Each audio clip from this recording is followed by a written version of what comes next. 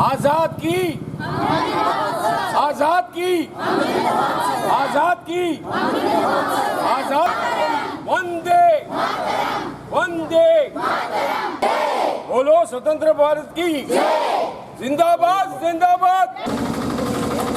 आजादी का आजादी का अमृत महोत्सव आजादी का वंदे मातरम वंदे मातरम वंदे मातरम बोलो स्वतंत्र भारत की जय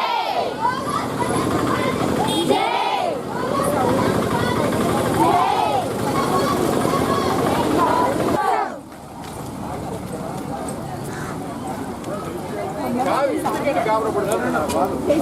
కూడా తీసుకుంటున్నారు వాళ్ళు బాబు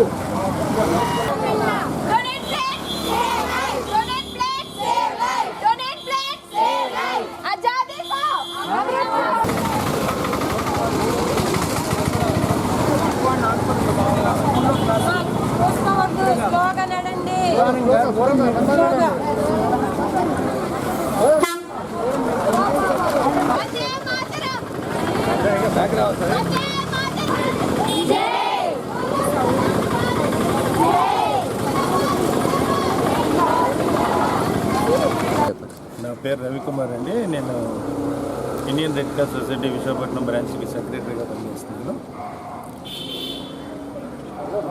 తర్వాత భారతదేశం అంతా కూడా 75 సంవత్సరాల స్వాతంత్ర దినోత్సవం జరుపుకుంటుండగా ఆజాదీక అమృత్ మహోత్సవం జరుపుకుంటున్నాం.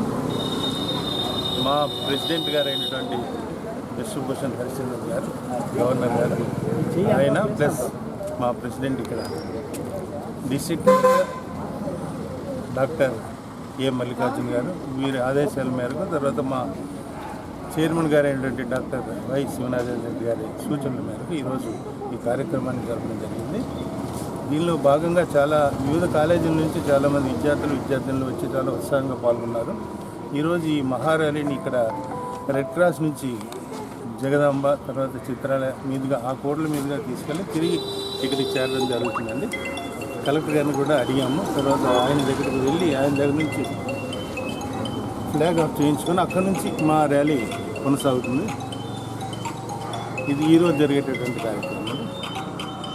తర్వాత మా రెడ్ క్రాస్ గురించి మేము చేసే కార్యక్రమాల గురించి కొంచెం వివరించదలుచుకున్నాను. ఈ రెడ్ క్రాస్ బ్లడ్ బ్యాంక్ ఒకటే కాకుండా మేము చేసేటువంటి ఆరోగ్యపరమైనటువంటి చాలామంది బీపీఎల్ ఫ్యామిలీస్కి, పూర్ అండ్ నీడీ పీపుల్కి హరిలవర్లో ఒక హాస్పిటల్ మేము తీసుకుని జీవీఎంసీ గారి ఆధ్వర్యంలో మేము రన్ చేస్తాం. అలాగే ఈ అచ్చంపేటలోని తర్వాత వన్ టౌన్లో కూడా మేము 2 క్లినిక్లు రన్ చేస్తామండి. అది చాలా పేదవాళ్ళకి చాలా ఉపయోగపడుతుంది. It's a free clinic.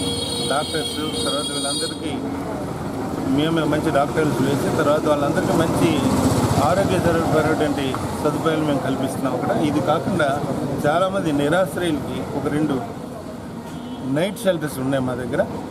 దానికి 2 నిష్ణాతులైనటువంటి మేనేజర్స్ ఉన్నారు. వాళ్ళు చాలా కష్టపడి ఎక్కడైనా ఎవరైనా సరే ఇబ్బంది పడుతుంటే వాళ్ళని తీసుకుని వెళ్ళి వాళ్ళకి షెల్టర్ ఇవ్వడం జరుగుతుంది. ఎవరైనా నిరాశ్రయులకి చాలా వరకు మేము సాధ్యమైనంత హెల్ప్ చేస్తాం. ఇదే కాకుండా తర్వాత డిజాస్టర్ మేనేజ్మెంట్ అని కానీ వివిధ రకాలైనటువంటి సహాయ కార్యక్రమాలు, సోషల్ యాక్టివిటీస్ అన్నీ కూడా మేము పాల్గొంటున్నాం.